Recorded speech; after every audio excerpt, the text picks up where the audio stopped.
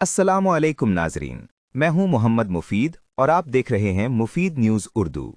ये मंजर बांग्लादेशी सियासत और तारीख का एक अहम और जज्बात से भरा हुआ लम्हा था। खालिदा जिया के जनाजे के मौके पर जो हुजूम देखा गया वो सिर्फ एक रहनुमा को अलविदा कहने का मंजर नहीं था, बल्कि एक दौर के इख्तिताम का इजहार भी था।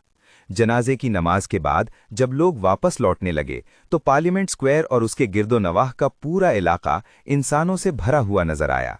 तकरीबन 2 से 3 किलोमीटर तक सिर्फ सर ही सर दिखाई दे रहे थे। हुजूम बेहद घना और जज्बात से लबरेज था। मुख्तलिफ शहरों और बांग्लादेशी देहात के दूर दराज इलाकों से लोग यहाँ पहुँचे। कई अफराद ने 10 से 12 घंटे का मुसलसल सफ़र तय किया, सिर्फ इसलिए कि वो अपनी पसंदीदा रहनुमा को आखिरी खिराज अकीदत पेश कर सकें। एक शरीक ने कहा, मैं दिनाजपुर से आया हूँ, आधी रात को सफ़र शुरू किया और सुबह तकरीबन 6 बजे ढाका पहुँचा।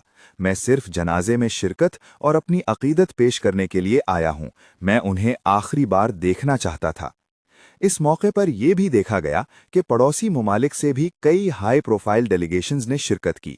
खास तौर पर हिंदुस्तान से आए हुए नुमाइंदों की मौजूदगी ने इस वाक़े को बैनुल अक़वामी तवज्जो का मरकज़ बना दिया। जनाजे में शामिल लोगों के जज्बात ये जाहिर कर रहे थे कि खालिदा जिया सिर्फ एक सियासी रहनुमा नहीं, बल्कि बांग्लादेशी जमहूरियत की एक मजबूत आवाज़ थी।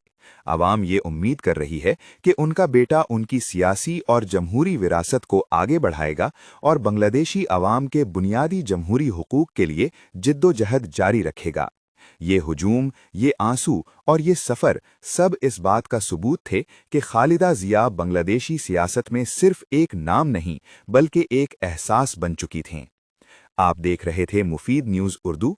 मैं हूं मोहम्मद मुफीद। जज़ाकल्लाहु खैरन।